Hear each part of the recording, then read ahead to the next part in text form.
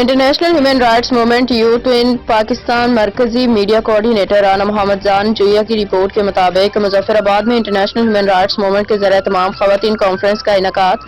مہمانان گرامی میں شیلڈز اور اسناد تقسیم گئی۔ کانفرنس کے مہمان خصوصی chairperson Jammu Kashmir democratic party Nabeela Irshad advocate تھیں، جبکہ دیگر معزز شرکاء میں commissioner Muzaffarabad Masood ur-Rehman, chairman Toyota Azad Kashmir Chaudhry Muhammad Farid, assistant inspector general crime Riaz Haider Bukhari, S S P traffic police Chaudhry Atta Muhammad, D S P traffic police Mujtaba Agha Rathore, deputy director women development محترمہ نصرت شاہین، ڈپٹی ڈائریکٹر زراعت محترمہ خوشبخت، چیئرپرسن آل جموں کشمیر مسلم کانفرنس طلبہ wing Maimoona Kayani, chairperson zoology department Nuzhat Shafi, district information officer, programme officer I G Azad Kashmir محترمہ فریال خان اور دیگر خواتین inspectors, افسران، صحافیوں، سیاسی سماجی رہنماؤں نے شرکت کی۔ پروگرام کے دوران خواتین کی اہمیت، ان کے حقوق اور ان کی سماجی ترقی میں کردار پر تفصیلی گفتگو کی گئی۔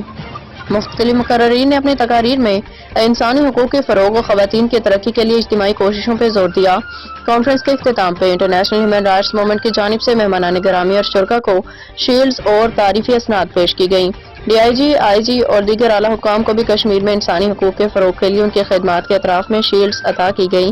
یہ کانفرنس مظفر آباد میں خواتین کی اہمیت کو اجاگر کرنے اور انسانی حقوق کے تحفظ کی طرف ایک مثبت قدم ثابت ہوئی۔